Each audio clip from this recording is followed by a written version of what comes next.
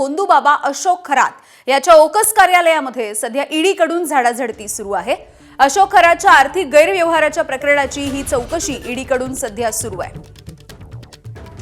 शुभम बोडके आमचे प्रतिनिधी आपल्याला या संदर्भात माहिती देत आहेत। शुभम, खरं तर वेगवेगळ्या तपास यंत्रणा यामध्ये आता कार्यरत झालेल्या बघायला मिळत आहेत आणि जे आर्थिक व्यवहार आहेत, फसवणुकीचे जे वेगवेगळे गुन्हे दाखल करण्यात आले आहेत, या सगळ्या प्रकरणी ईडीकडून झाडाझडती सुरू झाली आहे।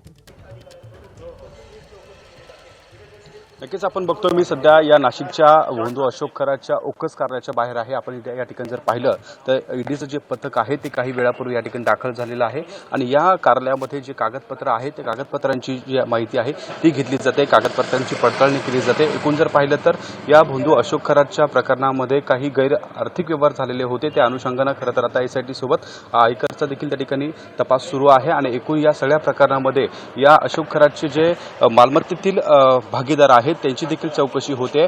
काल देखील काही अशोक खरातच्या संबंधित असलेल्या बिल्डरांची या ठिकाणी चौकशी करण्यात आलेली होती। काही विकासक होते आणि त्या ठिकाणी या सगळ्या प्रकरणामध्ये ज्यांच्यासोबत हे आर्थिक व्यवहार झालेले होते या सर्वांची त्या ठिकाणी चौकशी केल्या गेल्यानंतर आज या ओकस कार्यालयामध्ये आपण या ठिकाणी पाहिलं तर ईडीचं पथक दाखल झालेलं आहे आणि या ईडीच्या पथकाकडनं ही संपूर्ण ओकस कार्यालयामधले जे कागदपत्र आहे ते कागदपत्र या ठिकाणी तपासले जात आहे। आपण जर बघितलं तर या पथकामध्ये 5 अधिकारी आहेत, जे 5 वरिष्ठ अधिकारी आपल्याला या ठिकाणी पाहायला मिळतात। या सर्व संदर्भामध्ये भोंदू अशोक खरातच्या या प्रकरणामध्ये एकूण या ओकस कार्यालयामध्ये काही महत्त्वाचे धागेदोरे खरं तर ईडीच्या हाती लागल्याची देखील माहिती मिळते। या संपूर्ण प्रकरणामध्ये ईडीकडनं ज्या पद्धतीने तपास केलेला होता, त्याच्या निवासस्थान असले तृप्ताबाला निवासस्थान असेल किंवा नाशिकमधलं हे ओकस कार्यालय असेल, या कार्यालयामध्ये ज्या पद्धतीने ईडीकडनं चौकशी सुरू झालेली होती त्या चौकशीच्या दरम्यान काही महत्त्वाचे कागदपत्र त्या ठिकाणी आपल्याला मिळाल्याचं माहिती येथे वरिष्ठ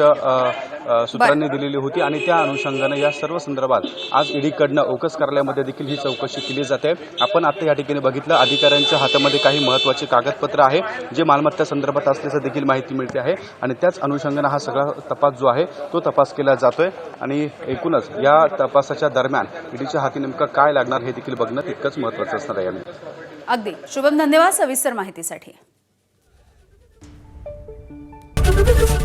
एबीपी माझा, उघडा डोळे बघा नीट।